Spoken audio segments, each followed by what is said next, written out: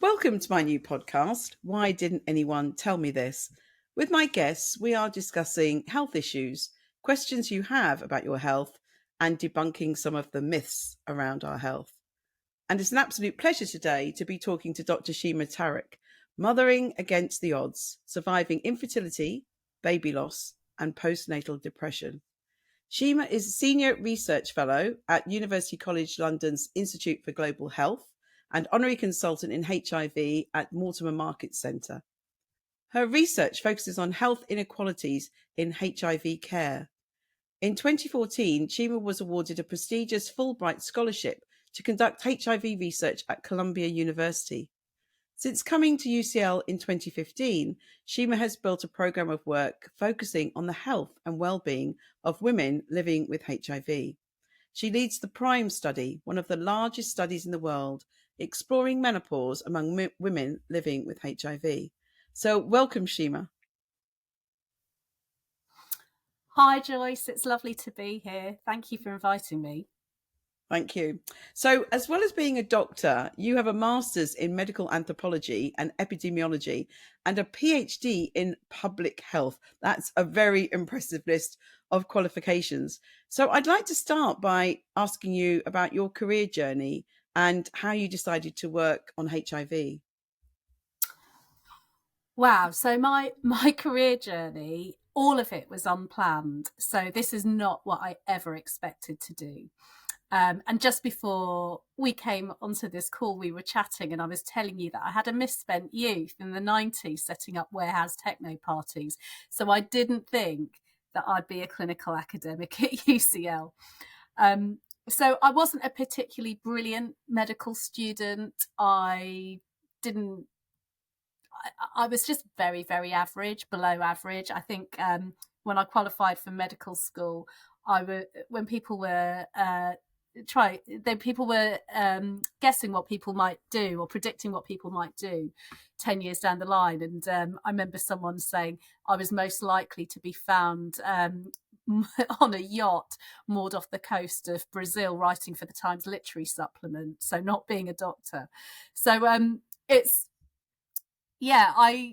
was not a brilliant medical student. I qualified, thought I wanted to be a psychiatrist, and then decided to go off and do a little bit of A&E because I thought it's probably worth just doing, knowing how to manage some emergencies before I go off and be a psychiatrist.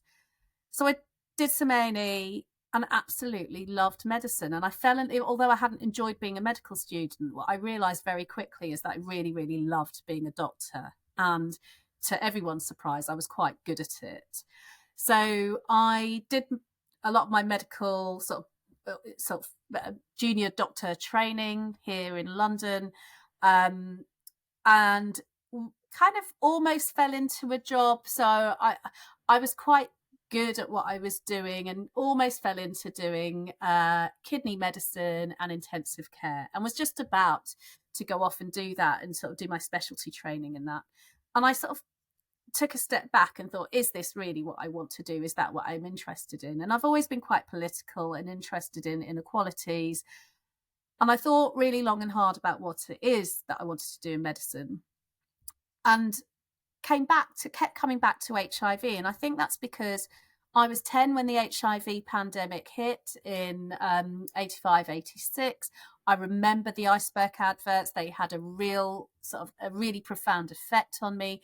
I remember grown-ups talking about HIV in a very, very discriminatory way. And even as a 10-year-old thinking that was grossly unfair. And then as a medical student in 1995, I was working on an infectious diseases ward up in Newcastle where I trained. And I saw young boys, same age as me, dying of HIV. And I knew, a year later, I knew that had they just survived for a year longer, that they would have lived. So that had quite a profound effect on me. So I went off and did HIV, infectious diseases, loved it, felt like I'd found my tribe. It's a really nice community of doctors and nurses to work in. And then, I got really bitten by the academic bug. I was always interested in writing, always interested in humanities, went off and did a master's in medical anthropology, came back and did some of my specialty training, decided I wanted to do a PhD, then decided to train as an epidemiologist. And what I do now is I combine numbers and stories in public health research. And I've been doing that for 15 years now. And yeah, I'm lucky. I have a fantastic job, and I'm still really, really in love with it. That's amazing. And many people have fallen into their jobs, all those little things that happen, such as, you know, you seeing those boys dying and really being aware that leads people into what becomes their really lifelong passion. And I've heard you talk so many times about your research, and it's really fascinating and so important. And you've published many scientific and clinical papers, and you're invited to talk around the world on your speciality. Can you tell us more about the research that you've been doing? Yeah, I think the work that I'm most known for is work around HIV in women. So it's really important to remember that more than half of the global population of people living with HIV are women. And we often forget that. And certainly in the UK and other resource-rich settings, women are often neglected when it comes to HIV research. So if you look at data on participation in HIV drug trials, women are the minority despite being the global majority. So yeah, I guess since 2008, my work has really focused on supporting women living with HIV to achieve the best quality of life and best health possible, but throughout the life course.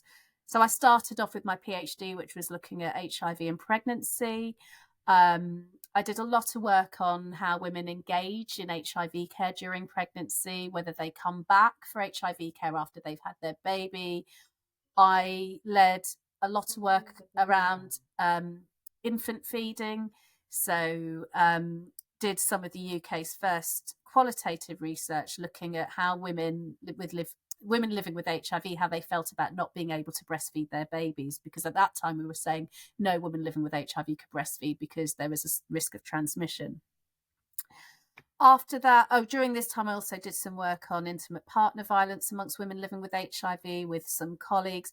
And we found, and that's still, I think, the largest study ever done in the UK, we found that over half of women living with HIV had experienced partner violence in their lifetime. That's gone on to change guidelines. And most recently, I have led the PRIME study, which is an NIHR-funded study looking at experiences of menopause amongst women living with HIV. No one had really looked at that before. There were a couple of us internationally doing it. Now it's become much more of a thing.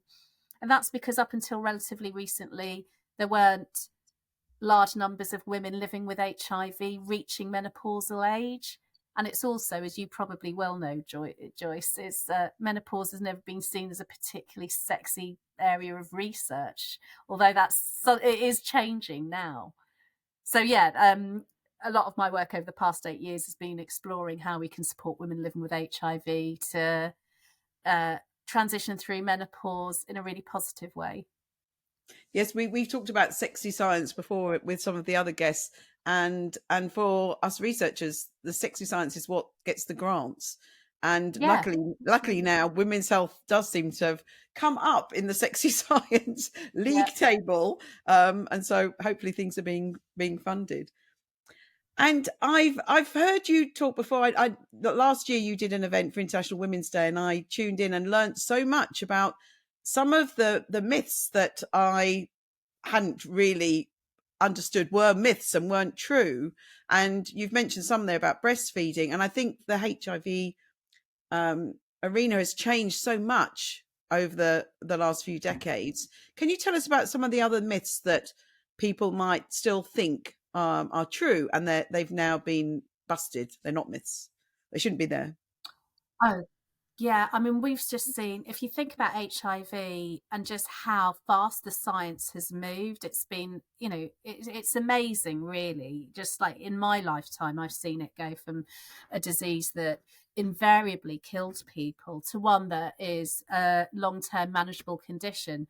So people do die of HIV. But if you have early diagnosis and you get on treatment promptly, you are likely to have a normal life expectancy. The days of having to take 10 tablets 3 times a day that give you awful side effects are long gone. For most of my patients, they take 1 tablet a day with minimal side effects. They are likely to die of other non-HIV related conditions. There's even some data to suggest that people living with HIV will live longer than those without HIV because they're coming in for regular checkups and they're seeing their HIV doctors and getting their blood pressure checked and getting their cholesterol checked. So I think that's really interesting. The other really, really important news to get out to people is around transmission. So somebody who is on HIV treatment who is undetectable, which means that the virus hasn't gone, but it's controlled and you can't really pick it up with blood tests. Someone who is undetectable cannot pass HIV on during sex at all. Zero chance. We call that undetectable equals untransmittable. So U equals U. And I think that's a game changer. All that stigma that's directed to people living with HIV about potentially infecting other people, that should be totally challenged now, because U equals U means that people living with HIV can have sex without a condom and not pass it on. And I guess the last myth to try and bust is that women living with HIV can't have babies. So if you think back to the early days of the HIV epidemic, women were recommended to have terminations of pregnancy if they were living with HIV. Again, those days are gone. Women living with HIV who get pregnant, usually it's a planned pregnancy, even if it's not a planned pregnancy, as long as they're on treatment. And again, if they're undetectable at delivery, they can have a normal spontaneous vaginal delivery or planned vaginal delivery.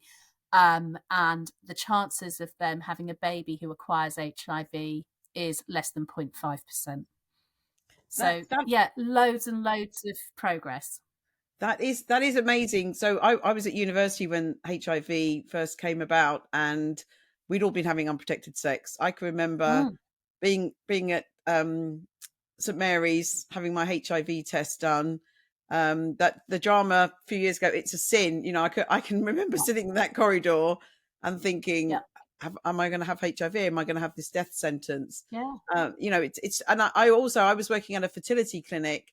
And this was documented because we had a TV crew in. My boss was Robert Winston, who was very controversial at the time, and we had a TV crew in, and he was putting through a HIV patient, and actually it was totally workable, but the team hadn't really been told. They didn't know.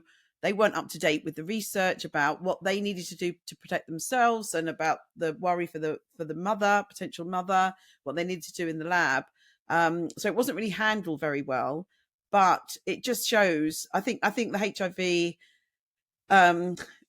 issue has been one of our medical success stories, and you highlighted so many of the things there that have really, in a relatively short time, just totally changed this arena, which is such great news to hear. Yeah, we need to be better at getting those good news stories out. And that's not to say that HIV doesn't have challenges. People living with HIV still face really difficult challenges, whether that's stigma and discrimination, whether it's now having to deal with lifelong sort of comorbidity. So people living with HIV have increased risk of other conditions such as diabetes, heart disease. So there are other challenges to face, but there are a lot of good news stories that I don't think we've been good enough at getting across, to be honest. And I didn't realize till I spoke to you. So thank you for showing that. But we do want to talk today about mothering against the odds, surviving infertility, baby loss, and postnatal depression. And I invited you recently onto one of our International Women's Day events. I can't remember whether it was last year or the year before. It was 2 years ago. It was 2 years ago. Yeah. It was 2 years ago, where we were talking about race and reproduction. And people can find that discussion still on YouTube, on my YouTube channel. But it was such a great discussion. But tell us about your journey with trying to have your family. I mean, you know what? I'm going to start at the end, because otherwise the story just sounds so difficult. So before I go back, I'd like to say that, I'm sitting here in a really privileged position, having come through that journey and come out of it with 2 healthy children, a 3-year-old and a 4-year-old who I can hear playing downstairs and who may burst in to have special guest appearance, Joyce. So my journey to parenthood was extremely complicated and difficult and painful. Although, clearly there's been joy at the end of it. And I speak very openly about it because a lot of the things that I encountered on the way are quite taboo. So I was quite ambivalent about whether I wanted to be a parent throughout most of my 30s. I was well aware of my biological clock. So this wasn't me not knowing about my fertility. I knew that by leaving it, I was sort of rolling the dice a bit.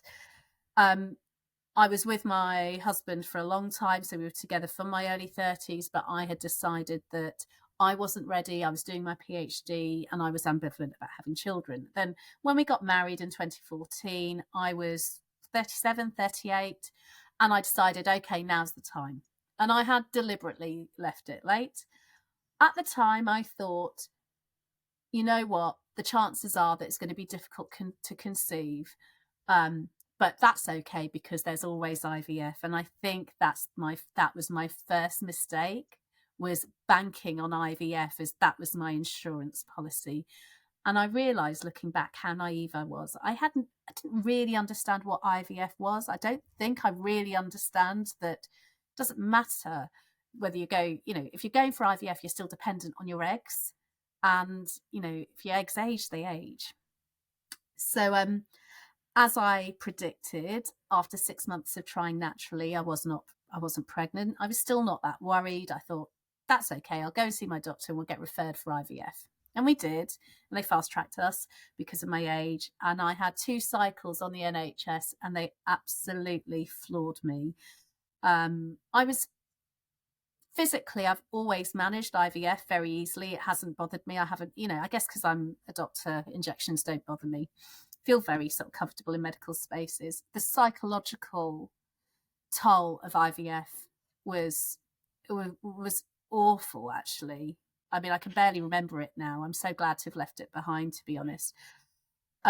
Those 2 first cycles, I didn't produce any eggs. First cycle, I produced 1 egg and it didn't survive the next day to be fertilized. The second cycle was even worse. There were no eggs. And I still remember it was January 2016, going to see the doctor, and it was this lovely Indian doctor who I think probably similar age to me, who definitely sort of related and felt very sort of, she had tears in her eyes as she was trying to tell me that I would never conceive with my own eggs. And she's, so she said, look, you've got less than 1% chance of conceiving with your own eggs. We could do another cycle. You've got another cycle on the NHS, but in reality, it's not going to work. You need to be thinking about donor eggs. And she was crying and I wasn't crying. And I don't know why. And I've reflected on this a lot because for many women, that's an intense grief, to grieve the loss of, potential sort of future genetic child. I was always very pragmatic. My husband and I decided adoption wasn't for us. I think it is a great choice for some people, but it wasn't a good choice for us. Oh, that's one of my toddlers, Joyce. I'm sorry. He's going to burst in. Okay. Hello. Can Mummy do her work now? Yeah. Thank you. Mine have done some photo bombing as well when I've been doing lives. Okay. I love it. Felt like that BBC News reporter. I have to shut up. You were very polite. I didn't find, so being told that I needed to go for donor eggs wasn't a big deal for me. We decided adoption wasn't for us. It is right for some people. I hate the fact that when you can't have a baby, people immediately say, oh, it's fine, you can adopt. Like adoption is an easy option, because it's not. It's a very difficult path to go down. and that's not guaranteed either. It wasn't for us. So I knew that the only way of us becoming parents was to go for donor egg IVF. And I was cool with that. I didn't really have this sort of huge sort of need to have my own genetic child. I wanted to parent, I wanted to mother. I didn't particularly need that child to be genetically related to me. So we moved very quickly onto the donor egg IVF process. It wasn't straightforward for us because we're a mixed race couple. My husband's white, I'm clearly Asian. All the eggs in the UK at the time were from white women, white blonde haired women. And so I wanted any child to look a little bit like me. So we did find one clinic that had eggs from an Asian donor. We registered with them. We went through, by this stage we were in the private IVF arena, which comes with its own sort of difficulties and problems and expense. We got pregnant, I think on my fourth fourth cycle of IVF. So second donor egg cycle, I got pregnant. And it's the first time I'd ever been pregnant.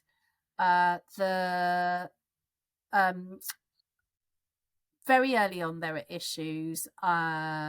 Basically, when they scanned me at 5 or 6 weeks, it looked like the baby was sort of not developing in the way that they should do. They were worried about heartbeat. I was told that I was likely to miscarry. So there was a lot of anxiety around the pregnancy already. And then we made it to sort of 8 weeks and everyone was like, no, everything's fine. Yeah, baby's fine, baby's strong. And I just thought, right, okay. And I was nervous because IVF pregnancies, I mean, all pregnancies feel precious to people, but IVF pregnancies feel so precious because you can't just try again. It's, the stakes are so high. So I was already anxious. I was obsessively looking at this miscarriage calculator online, and every day I would put in stuff. And then we got to 12 weeks and I was like, at 12 weeks, your risk of miscarriage goes down to less than 1%. I went in for a scan, I think at 14 weeks, and they said that some on the scan, some things didn't look quite right, but not to be worried about. I was put on some aspirin, and then 17 weeks, they scanned me and they said, there's something wrong with the baby. Baby isn't developing properly, severely growth restricted. We need to do, basically, I was told to have an amniocentesis there and then on the spot. So I had not expected any of this. And then suddenly they were sticking a needle into my belly to do an amnio and telling me that I had, risk of miscarriage because of the amnio. They sent us home. They took anyone who's been to antenatal clinic will know there's a special room that you're sent to if you're going to get bad news. So we went into that special room, and we were told to prepare ourselves that we will, the baby was likely to have severe chromosomal abnormalities and I'd probably need to have a termination or the baby would likely die. At this stage, we knew, that's when we found out that we were going to have a boy. So I was 18 weeks pregnant, was told to just go home and wait for some results. For those 2 weeks, it was awful. I mean, I was just basically feeling like I was carrying a baby who was going to die. And that made me feel, I felt horrific about my body. I felt like, I'm carrying death. It was horrible. I remember getting on a train with my husband and someone stood up to give me their seat because I was very visibly pregnant at this stage. And I didn't want to sit down because I didn't feel like I deserved it because I wasn't really pregnant. I didn't feel like I was deserving of that kind of, care. And that was awful. I'd go to bed and I'd cradle my bump every night knowing that, we were going to lose the baby. It was horrific. The test came back negative, actually. Everything seemed, they couldn't find a reason for these problems. I went back in for another scan. And they said, oh, actually, the baby's growing, everything's looking better, but get yourself ready because you're likely to have a very, very preterm birth. So we were like, okay, it's all back on now. Maybe we're going to be all right. And then we were projected into, okay, we're going to have to deal with a baby who's born at 24, 25 weeks, which is a whole other ball game. But it's like, I can deal with that. And then very shortly after that, I was in town having my hair done. We were about to go on holiday to Italy. My obstetrician had told me to go on holiday. She was like, you've got to go and just enjoy yourself. I got up from being at the hairdresser's and I noticed that I was soaked through. And I didn't know what had happened. And I thought, have I wet myself? I mean, what's going on here? But surely I would have known. I couldn't control what was going on. And then I was so embarrassed. I just walked out of the hairdressers. And as I walked to the tube, I thought, shit, my waters are broken. And I knew there and then. It's like I'm 20 weeks pregnant. My waters are broken. My baby will not survive this. Got onto the tube, didn't say anything to anyone, just had to sit there. My waters were breaking. Phoned my husband, told him to pick me up at the other end, had to get into a car and had to tell him. And I was like, my waters are broken and that means we'll lose the baby. We drove straight to the maternity ward. When in that situation, so two things there. I had to be induced because the risk of my waters staying broken were high in terms of me getting an infection that was going to be life-threatening. So they had to deliver the baby. So I had to be induced. I had to go through labour. Couldn't have a cesarean section because there is a risk that could compromise my future pregnancies. So I had to go through vaginal birth, and I had to deliver on a delivery suite, listening to other women having live babies. And so that's what I did over 3 days. I had a really difficult labour over 3 days. And my son, Altair, was born on the 10th of June, 2017. He was 20 weeks gestation and he was stillborn. And yeah, it's still one of the most, painful sort of life-defining moments. I just want to give you a big hug. I mean, I've heard you tell us this before, obviously, and it how much can a couple cope with, all the infertility, the realizing your own eggs, and yes, the emotional issues. We've done surveys asking women who have been through and men who have been through fertility treatment what made them stop, and number one is the emotional. It's people don't like, oh, we'll just do IVF, well, just adopt. Those two things that you said are things that people throw out all the time.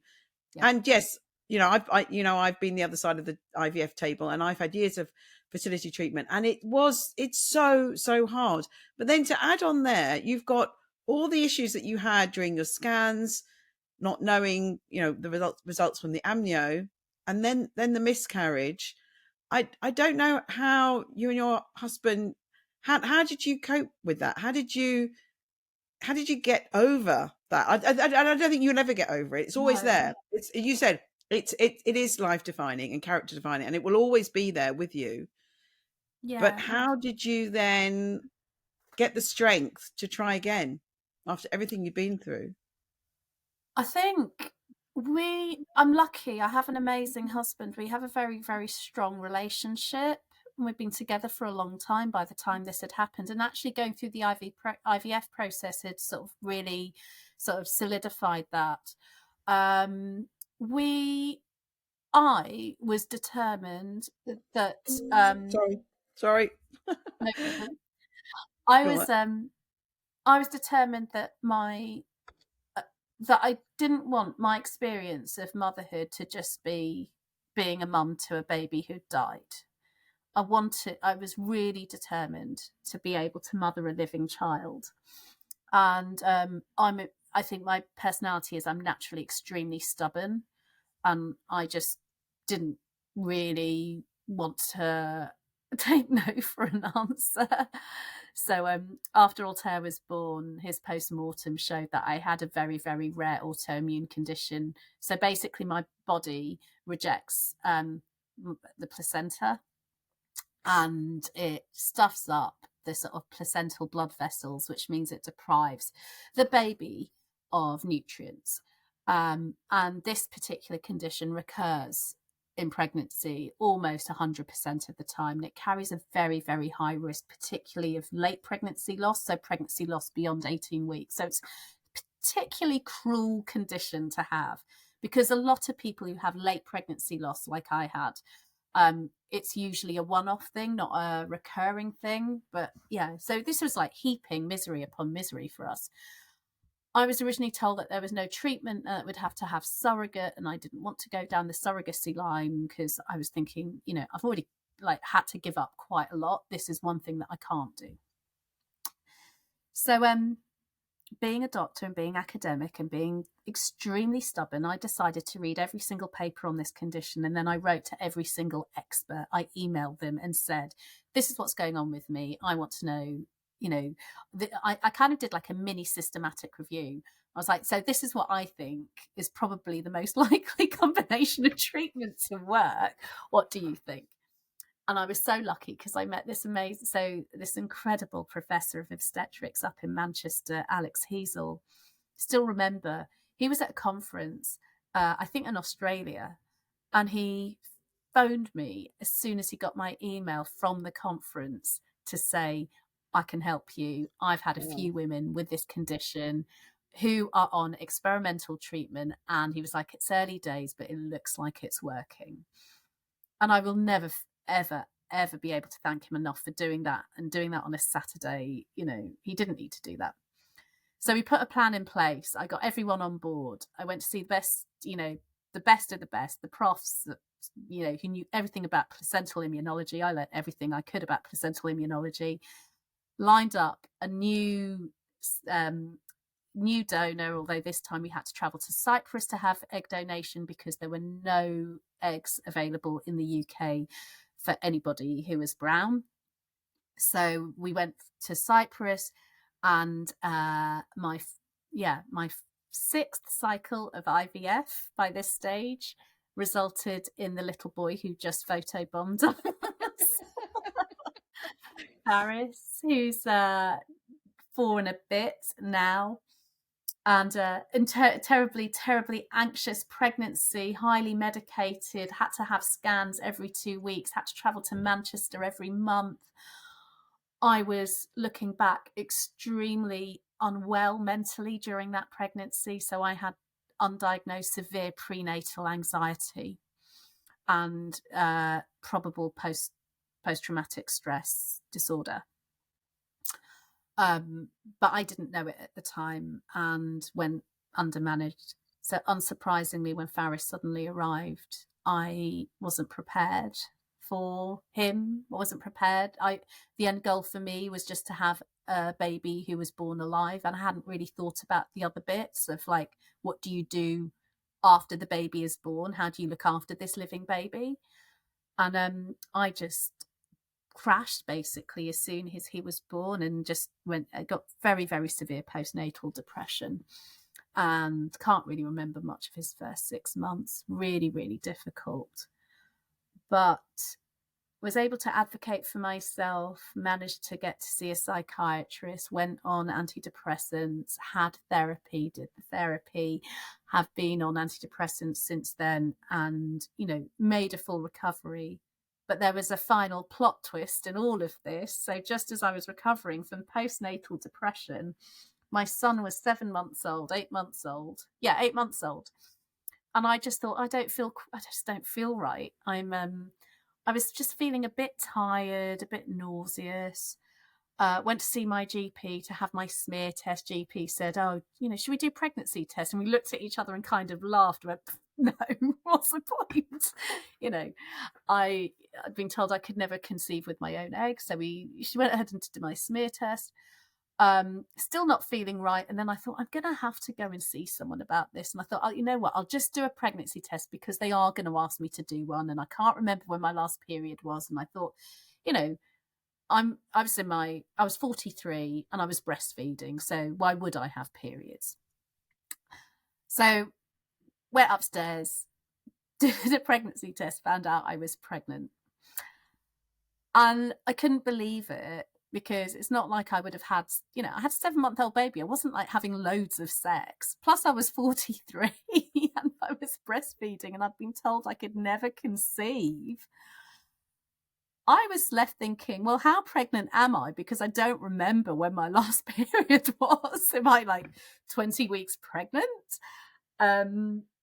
Actually, I was horrified because I thought I've literally just recovered from postnatal depression. I really couldn't cope with a baby. What am I going to do now? Had a scan. I was 6 weeks pregnant. I went straight back on the medication, and 1st of April 2020, so end of the first week of the first lockdown in the UK, my daughter Lyra was born. And yeah, I'm in a very unusual position. There's a few of us that I know through Instagram who have a donor egg and an own egg conceived baby, and we have that. So absolutely mad journey.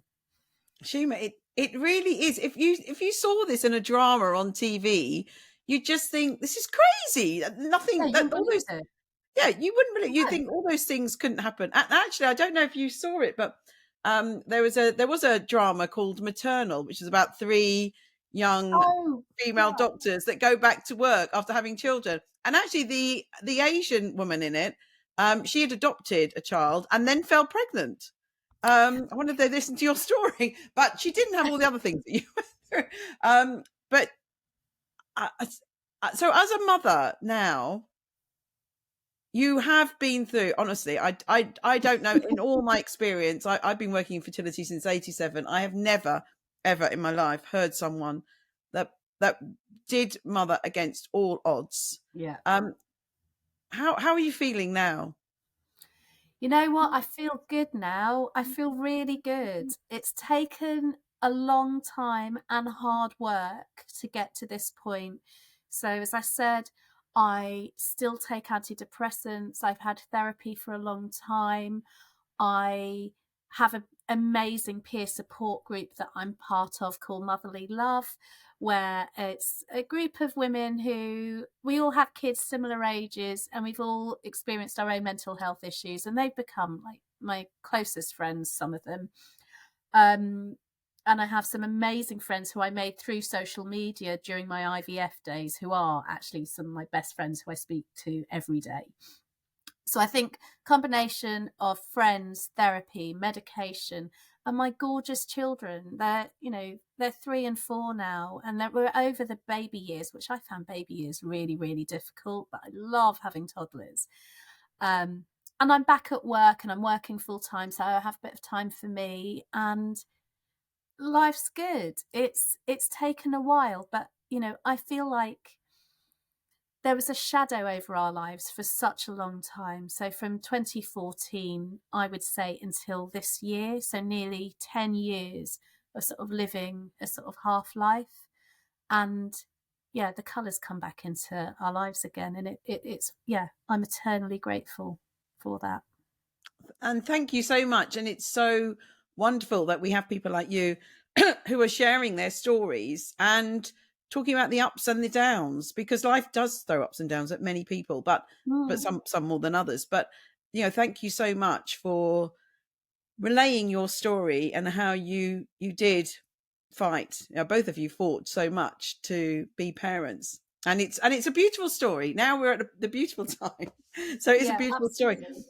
And you mentioned your tribe before, and you've mentioned social media, and I think having that support, and you did what I really think everyone needs to do. You didn't sit back and you didn't sit back on any of this. You looked, how can I help myself? How can I get through this? You got the treatments. I think it's hard for some of the public, with our NHS system as it is quite broken at the moment, but it's really important that for them to do that and to find that support. But let's look at social media. So Mm. you've done a lot. You've done a lot on social media. How do you feel about it? We had a chat about this before we started, and for some of us there are ups and downs, but I think it's really important that academics, health professionals, etc., share our work experience, which is what research we're doing, especially if it's like yours, which is so involved with the public, but also our personal journeys if we want to, which you have done. So Yeah. your experience with social media. Oh, it's been almost sort of entirely positive. So it's again, this has all happened very sort of organically for me. I started using Twitter in 2007, 2008, and just used it like messing around on Twitter, and slowly over time it's morphed into a very sort of professional Twitter account, and it's where I do a lot of sort of building my professional network, telling people about the work I do. What I often do is if we have a paper, I do a Twitter thread where I break down the paper and like do findings of the paper in very accessible ways. And that's been brilliant. And I have shared a bit of my personal life over the past few years because I've thought it's really important for me to be human as a doctor, as an academic. And a lot of the stuff that I talk about, a lot of the things that I have been through personally are taboo. So talking about baby loss, talking about IVF, talking about donor conception, talking about postnatal depression, I feel like it's really important for people to see that it can happen to anyone. It can, I think from the outside, people may perceive me as, having quite an easy life, having everything I could wish for. And I do have everything I could wish for now. But I think it's important for people to realize that there are other things going on as well, that, postnatal depression can look like this. It doesn't happen just to other people.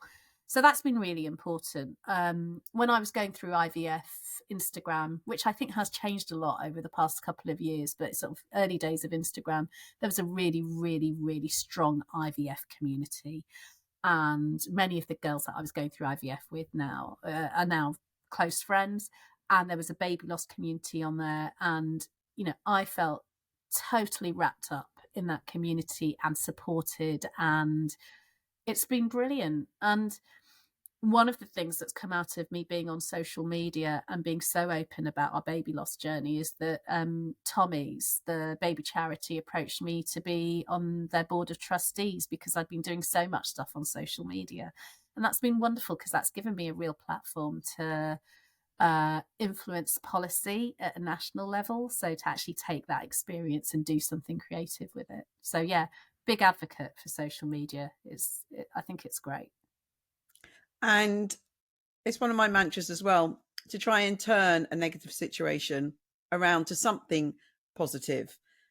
And it's hard to do, but you've certainly done that, and it's really commendable. So thank you. So the podcast is called Why Didn't Anyone Tell Me This? Now, have you heard in your very vast experience people say that, and what sort of things have they asked?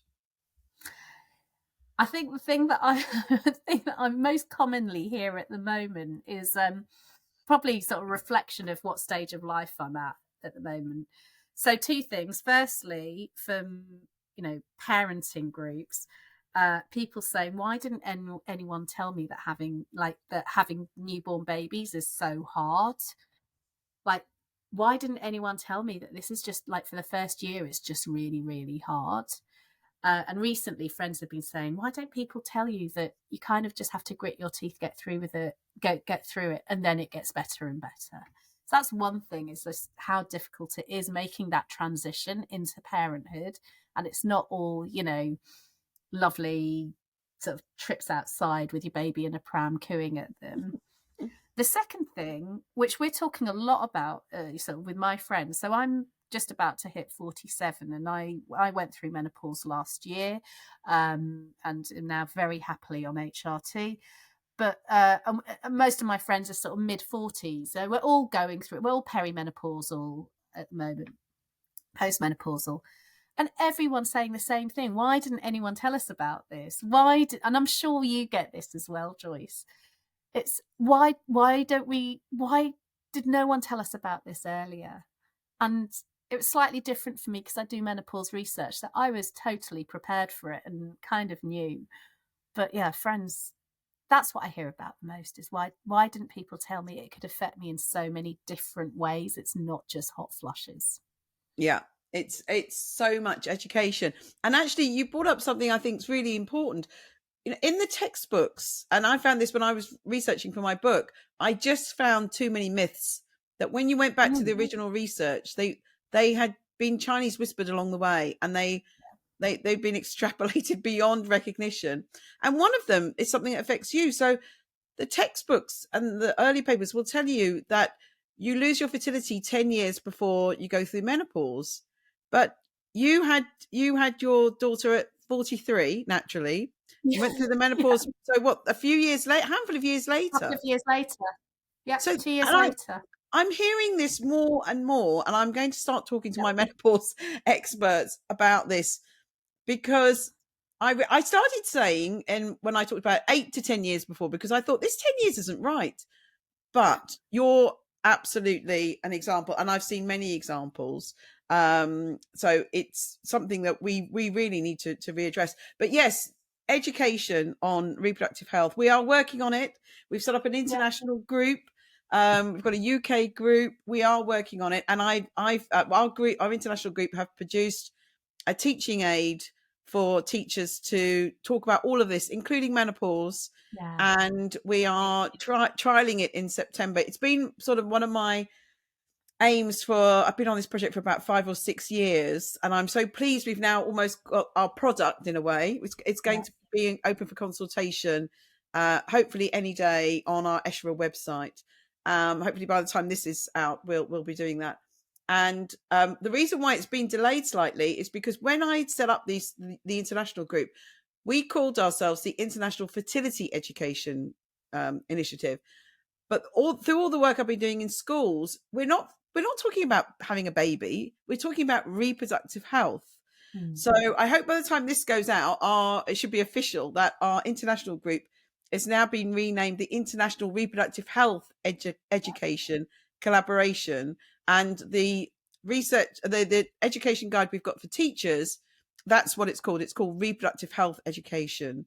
So we shouldn't be talking about fertility education in schools. It needs to be wrapped up No. in reproductive health. It needs to be LGBTQ plus inclusive, and it needs to appreciate people don't necessarily want a child, but things like puberty, endometriosis, PCOS, menopause, menstrual cycle, male cancers that can affect prostate, penis, Yeah. etc., female cancers. That's what we need to be teaching our young people. And yeah, menopause, all of it. We need to teach all of it. So that's what we've done. We've made it. That's not going to be that helpful for your friends. But it will for our kids. Our kids Exactly. hope, well, It's actually my kids will just but my kids know because I've taught them.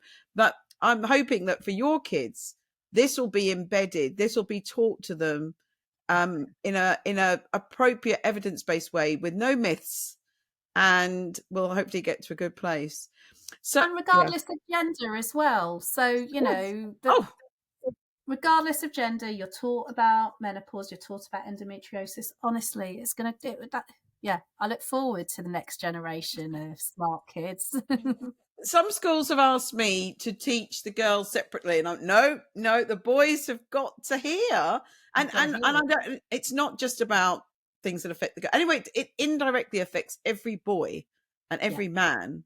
So absolutely. we cannot do this behind closed doors. So Yeah. yeah. Anyway, so that's been so wonderful. I want to finish on some more sort of personal things. What Mm, you've done so much. We've talked in previous podcasts about juggling career and motherhood and your fight to become a mother. mm. You really went through so much. So what motivates you? I think this is a very hard question, but what motivates you? Um, you know what? I am so lucky because I absolutely love my job.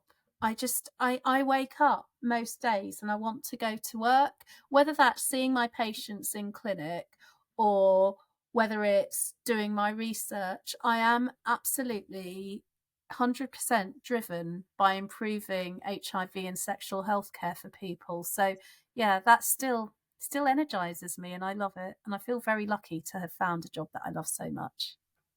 That's terrific. When I give careers talks in schools, I say that's exactly it. You've got to have a job where you want to get out of bed every morning Yeah, and go and do it. yeah. That's really important. And I'm doing a lot about happiness. My next book, I hope, is going to be called Good Health and Happiness. And I'm very aware that some people have trouble finding happiness. I don't think they think about what makes them happy. So I've Mm. asked all my guests to give us a little bit of motivation. What makes you happy, and where is your happy place?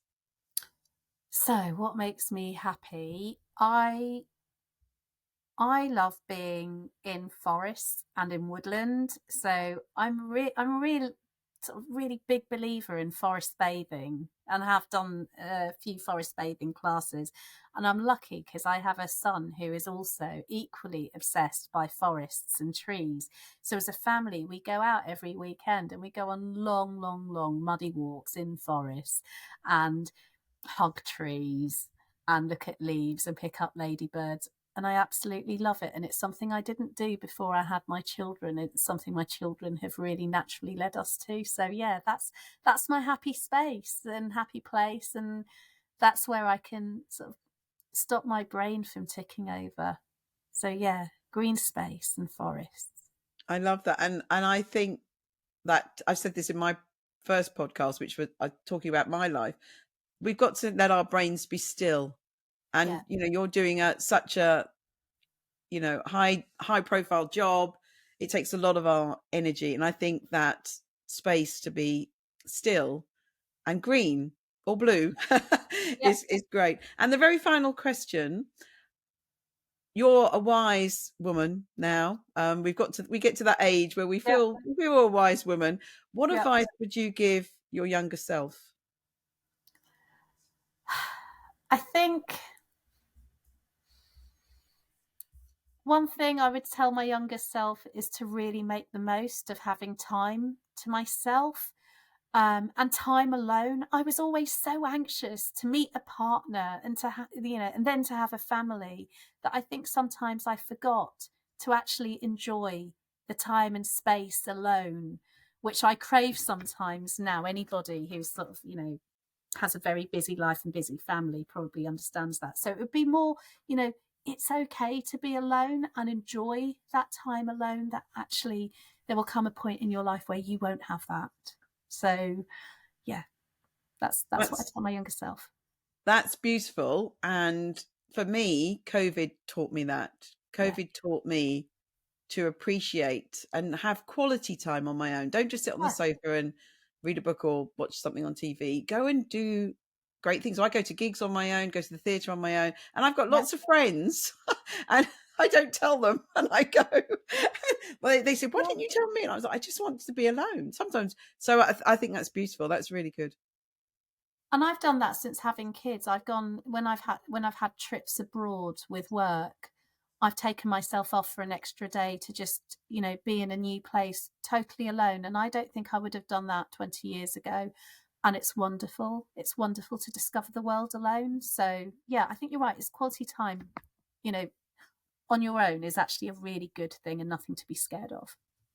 I love it. Shema, thank you so much. You're an amazing person, and I do want to always give you a hug. Thanks, We've been Joyce. virtual for a long time.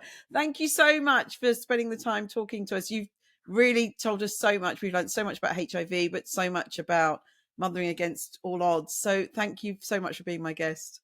Thanks, Joyce. Thank you so much. And next time we'll meet in person and give each other a real life hug. We will. We will. Thank you.